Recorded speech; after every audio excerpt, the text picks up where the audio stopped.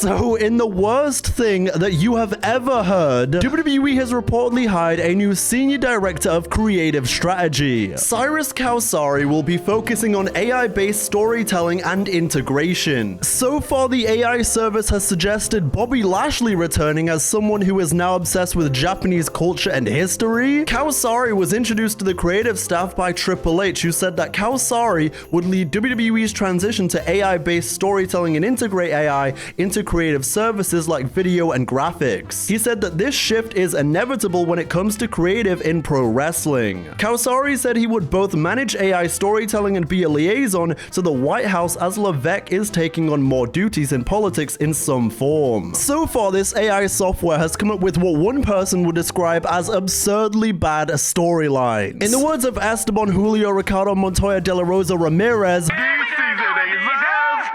there are reportedly some within WWE who believe the company ushering in AI for storytelling is a sign the boom is over and that AI will take people's jobs. First of all, can we talk about the absolute state of it, okay? The absolute state that this company is in, that they are resulting to AI. AI, by the way, which will probably generate a three-fingered Randy Orton on one of these posters one day. But how can WWE, who have had so many waves of writers coming in and out, have had such incompetent, inconsistent writing and booking that they are now resulting to artificial intelligence? Like, is it not clocking to you that this is fucking depressing? Death to sports entertainment, death to WWE. And for what it's worth, I wouldn't even say I'm completely anti-AI or anything. I think in some areas it will help the world, genuinely. However, with that being said, when it comes to creativity and it comes to the arts, for 99% of things, stay your nappy-headed robotic ass out of it. There is no reason why WWE, with their unlimited budget and record-breaking numbers and gates and everything else, shouldn't be able to hire a team of competent writers and give me better booking than 6 months of the Vision every week. I'm starting to think maybe Triple H died and he got replaced by an AI bot himself. Oh my gosh. And it really just goes to show you with everything else, the way they treat WrestleMania, where it's going, the way they treat all the ads on their show, and everything else in between, it shows you where their priorities lie, and that is really sad. You guys know how much I love WWE LFG, which is why I was so shocked at the releases recently of multiple future greats like Summer Sorrell, Hayes Jameson, and BJ Ray. Well, BJ took to Twitter to write a long goodbye reflecting on his WWE tryout, journey, and LFG. He thanked Shawn Michaels, Triple H, Matt Bloom, the coaches, and the process. But what has everybody talking is this line towards the top of the goodbye, where BJ says, well, obviously I had to have pissed somebody off, lamau.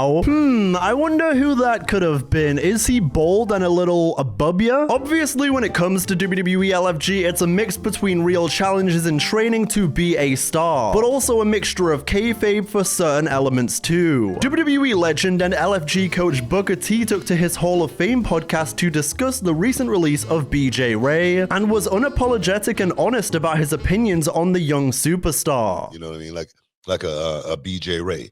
He was part of the releases. Yeah. And I always thought that kid had something, you know. But this business, you got to be able to apply yourself. All right. It's not going to be like football, basketball, or any other structured sport. It's not going to be like that. And a guy like BJ Ray, he had the looks, you know what I mean? He had the swag, you know what I mean? The charisma.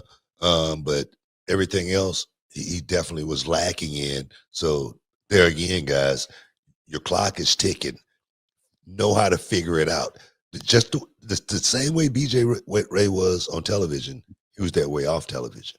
Can't be that way. For me, it seems to be all about his cocky attitude and his cocky character, which went beyond his character and beyond the show. Because we've seen countless stars who aren't in the best shape, but if they have the ability to connect with an audience and they have a character or a promo ability, then they are given time to develop, which really is what the NXT/LFG system should be all about. Out of the 2 season finales we've had in WWE LFG so far, it always comes down to Shawn Michaels saying, well, we want a guy that we can plug in right now. Which to me isn't right, because the stars you have plugged in right now are doing just fine. So why can't the winner of LFG be somebody who can be further developed? That never made sense to me. I can really only assume in BJ Ray's case it was his bad attitude to the coaches and to Bubba Ray Dudley, who, sidebar, but Bubba recently said that the Dudleys versus the Hardys from Bound for Glory was a 5-star. He needs some double XP. He needs to level But up. I highly doubt BJ's little bit of flirting with Charlotte Flair would have caused any complaints either on the show. Hey Charlotte,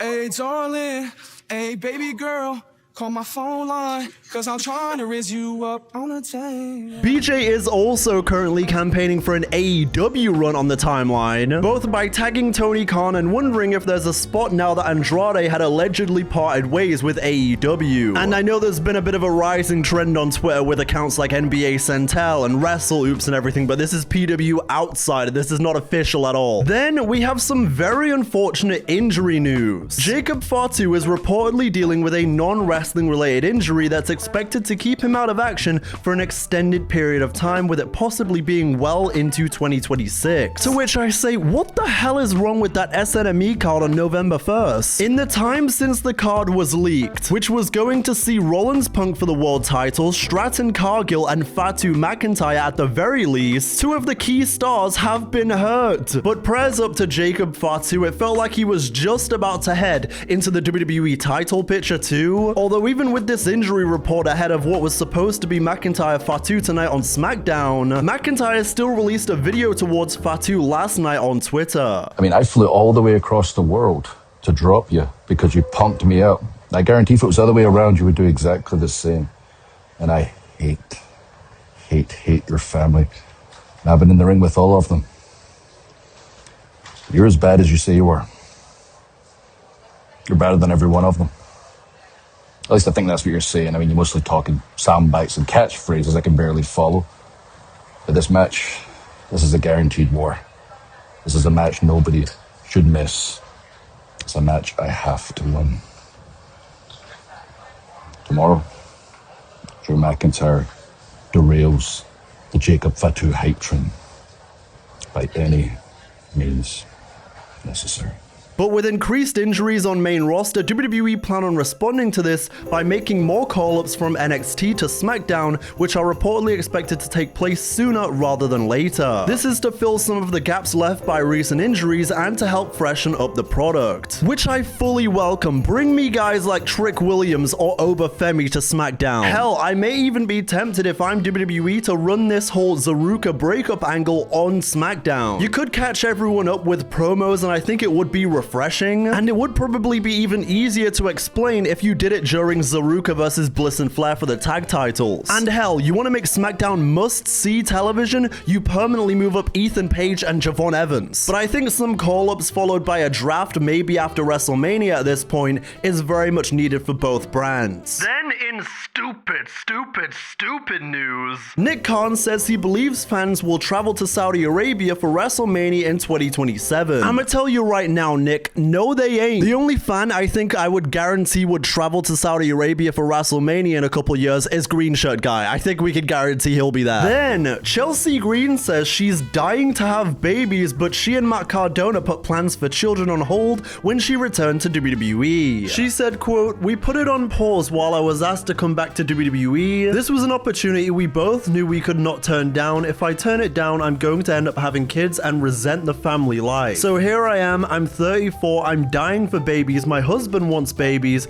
but duty calls. I'm making money, I'm living my dream. But hey, you never know. In a couple months, if it happens, God willing it happens, I'll just have to take my babies on the road with me." I actually know exactly when Chelsea Green is gonna get pregnant. Using my scientific findings based on previous events, I think it'll be exactly when she finally becomes world champion. Which, God, I hope Chelsea gets to have a more serious run at some point. I get it, admit she is hilarious. She is great comedic relief. Even her herself has said that she doesn't mind taking a pin or being that kind of superstar, but we gotta remember she can also ball. She's also a good person because she says she's making sure Piper is doing well mentally through her injury, going on to say she will not be replacing Piper in the Secret Service, which is fantastic to hear, even though it did seem like she was trying to replace Piper by handing out applications on SmackDown lately, but maybe it's more so a in the meantime than a permanent replacement. But all the best to Piper Niven. I hope she can come back and continue where she left off with that huge Charlotte Flair win. And further on the Chelsea Green front, she revealed her and Matt Cardona go on double dates with John Cena and his wife Shay every couple of months. Now, I'm not gonna go ahead and say what show this kind of content, these kinds of double dates would have gone double platinum on, but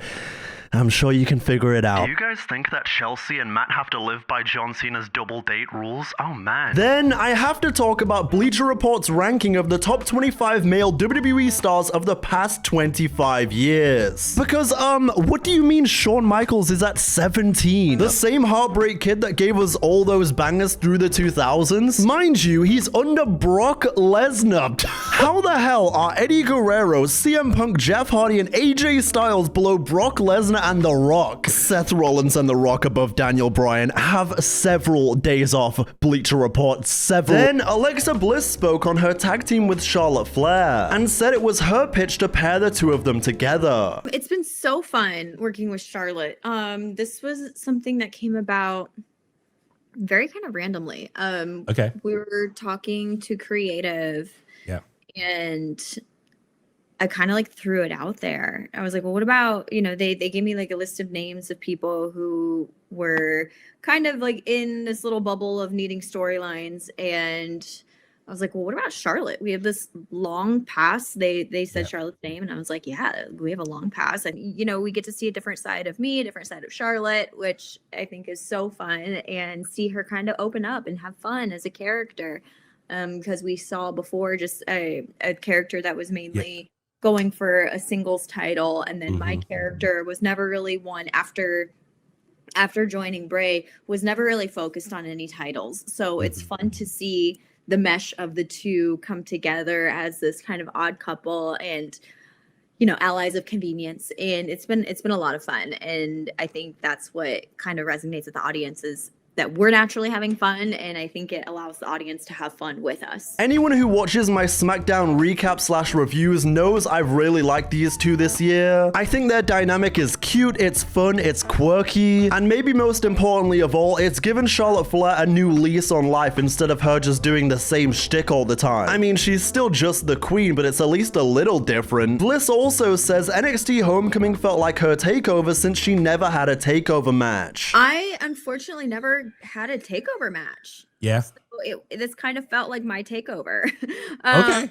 Yeah, so it was fun, and I liked the intimate crowd, and it was fun to kind of be in that kind of setting again, because it's such a different type of crowd. It's the intimate setting, and it was cool being able to almost connect with every single person in the audience on some level. And for me, that was my NXT takeover, and it was fun, and I loved coming back and having a match in that capacity. And it was fun to see the NXT talent and how talented they are, and to go against Izzy and Tatum was fun, and having a little moment with Tatum in the ring was really cool, because we have the same kind of vibe and the doll moment, and it was really fun. And then Blake Monroe was asked if she wanted to go to NXT instead of the WWE main roster, but believes in building herself up for a new audience first. NXT's got the highest viewership of any show I've been on.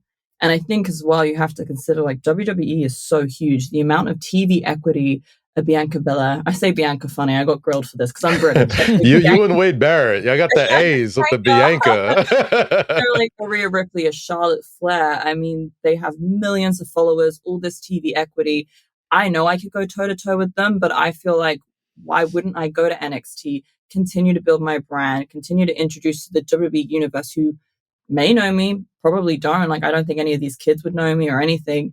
Tell them who I am, and also make NXT my brand, because I truly feel like I am doing that and can do that. Yep. Why wouldn't I take that opportunity, get that TV equity, build myself on WWE, use the resources, be able to talk to Shawn Michael and Matt Bloom and all these amazing coaches, learn and grow. So when I do go to the main roster and I'm going against these juggernauts, I really have the best chance possible to succeed because they are huge stars. So, you know, I gotta build myself up a little bit. Gotta go ahead and note that subtle, not so subtle dig at AEW viewership, but hey, I understand where she's coming from. I mean, a short run in NXT was never going to hurt her. Plus, the booking is so much better in NXT right now than it is on the main roster, so I think she made the right choice. Then, my dearly beloved boat Natalya believes John Cena would prefer to lose his final match. So, knowing John Cena and the kind of person that he is, I think John would probably refuse to win. I think that he's ultimately about passing the torch. He's always about giving back to the business.